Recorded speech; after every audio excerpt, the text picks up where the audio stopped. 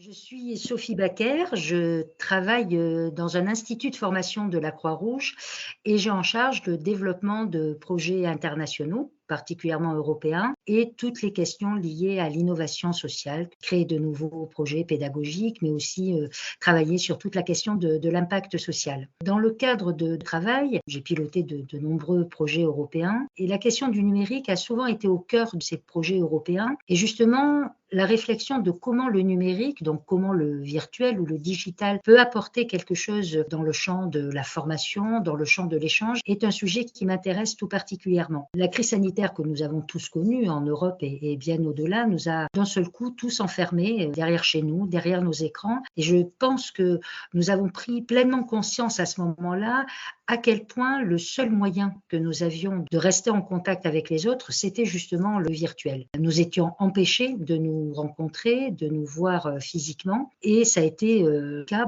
finalement pour tout le monde, à titre privé, mais aussi à titre professionnel. Moi, j'ai vraiment eu envie de réfléchir à cette question et de faire en sorte que le numérique puisse être un outil qui accompagne, qui permette, quelle que soit la situation à laquelle on est confronté, à la situation d'empêchement à laquelle on est confronté, de pouvoir accéder quand même à un certain nombre de choses, que ce soit de la formation, que ce soit du contact, que ce soit du lien.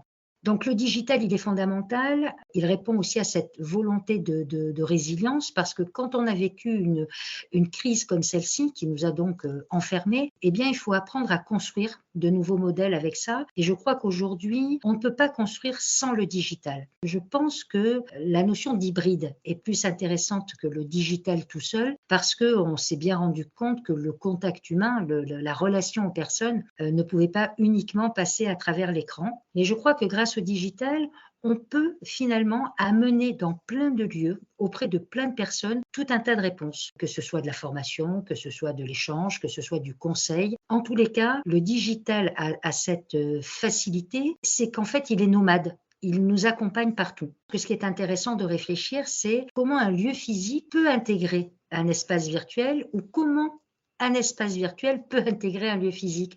Au sens où finalement, si on crée tout un tas de supports, c'est le cas d'un projet actuellement que l'on porte avec plusieurs partenaires qui s'appelle Hopinus, un projet européen qui a vraiment cette vocation de créer un tiers-lieu virtuel. Pour moi, c'est pas tant un tiers-lieu qui serait quelque part sur la toile, mais c'est plutôt un ensemble d'outils qui vont aller à la rencontre des personnes et ce, quel que soit le lieu physique dans lequel elles se trouvent. La notion de tiers-lieu, par exemple, a beaucoup évolué grâce ou à cause de cette crise. Les tiers-lieux ont beaucoup souffert de cette crise, ils ont été fermés, les gens ne pouvaient plus se rencontrer. Et en même temps, on se rend compte que le tiers-lieu, il peut être dans plein d'endroits. Il y a une idée qui me plaît beaucoup actuellement, qui se développe à la Croix-Rouge, c'est que par exemple les EHPAD pourraient être de plus en plus des tiers-lieux, des lieux où on accueillerait tout un tas d'autres publics. Et là, du coup, je pense que le virtuel a complètement sa place.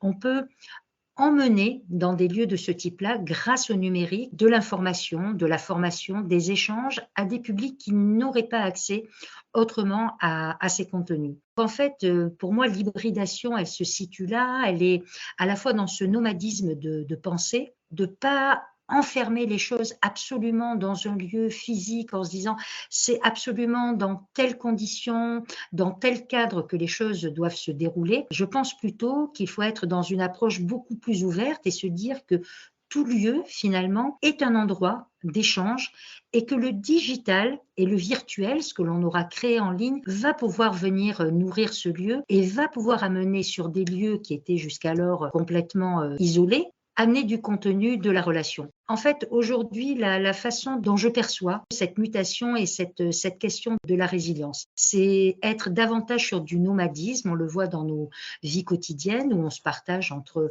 aujourd'hui du télétravail, donc être chez soi. On a amené chez nous cet univers du boulot, alors que jusqu'à présent, on avait envie absolument de les séparer. Eh bien, peut-être que c'est intéressant, que ça nous apporte une autre richesse, faire se frotter ces deux univers. En tous les cas, moi, je trouve que ça apporte de l'humanité au travail que de pouvoir être à un moment donné chez soi. Donc, ce mélange virtuel et physique, donc cette dimension hybride, mais pour moi plus nomade, est quelque chose qui me paraît extrêmement intéressant. Et c'est ce que j'ai vraiment envie de pousser et d'encourager à travers le projet Opinus.